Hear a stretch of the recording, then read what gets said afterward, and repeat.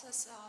նախարար Արադ Միրզոյանին է։ Դուք նշում եք, որ բոլոր հանդիպումների եւ միջազգային այս հարթակներում այցերի ընթացքում բարձրացնում եք գերիների հարցը եւ փորձում եք լուծումներ գտնել։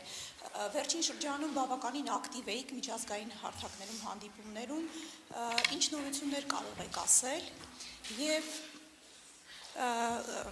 այլ երկրների միջոցով որքանով է հավանական տեղեկություններ ստանալ գերիների մասին ձեզ համար թեկուզ։ Շատ լավ, շնորհակալ եմ հարցի համար, իսկապես հաստատված խաղաղության պայմաններում Հայաստան-Ադրբեջան կարգավորման գործընթացի շրջանակներում էական մի քանի հարցերի շուրջ ձեռք բերված համաձայնությունների պայմաններում այդուհանդերձ մնում են որոշ հարցեր, որոնք դեռ լուծման կարիք են զգում եւ հավելյալ ջանքերի կարիք են զգում, լուծված չեն ըստ էության այս պահի դրությամբ եւ հենց դրանցից մեկը կամ առաջինը Բաքվում պահվող պատանդարված անձանց գերիների ազատ արձակման հարցն է։ Մենք ամենօրյա մեր աշխատանքն ենք իրականացնում այս ուղղությամբ, ոչ միշտ տեսանելի, ոչ միշտ արդյունավետ, հակառակ դեպքում հարցը վաղուց լուծված եւ դուրս եկած կլներ օրակարգից, բայց մենք իրականացնում ենք այդ աշխատանքը։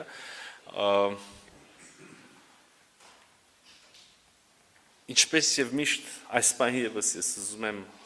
հույս հատնել, որ առաջիկայում մենք այս առումով լավ նորություններ կունենանք, համենայն դեպս մենք չենք դադարում մեր ջանքերը եւ բառացիորեն երեք նաև Շարմ Շեյխում տեղ ունեցած այդ խաղաղության գագաթնաժողովի շրջանակներում կրկին մեր ադրբեջանցի գործընկերների հետ քննարկել ենք այս հարցը։ Այնպես որ հուսանք, որ մեր ջանքերը դրական արդյունքով կպսակվեն առաջիկայում։ Երրորդ երկրների մասնակցությունը հատկապես պատանդարված անձանց վերաբերյալ տեղեկությունների փոխանցման համատեքստում իհարկե կարևոր է, հատկապես հաշվի առնելով այն հանգամանքը, որ Կարմիր խաչի միջազգային կազմակերպությունը դադարեցրեց իր գործունեությունը Ադրբեջանում, իսկ գիտեք, որ մեր աշխատանքները այդ առումով, այդ ուղղությամբ հիմնականում այս խողովակով էին արվում, եւ այժմ այո, այդ հարցը եւս շատ արդիական է եւ այդ բացը որևէ կերպ պետք է փորձենք լրացնել։ Իսկ առհասարակ այս թեմայի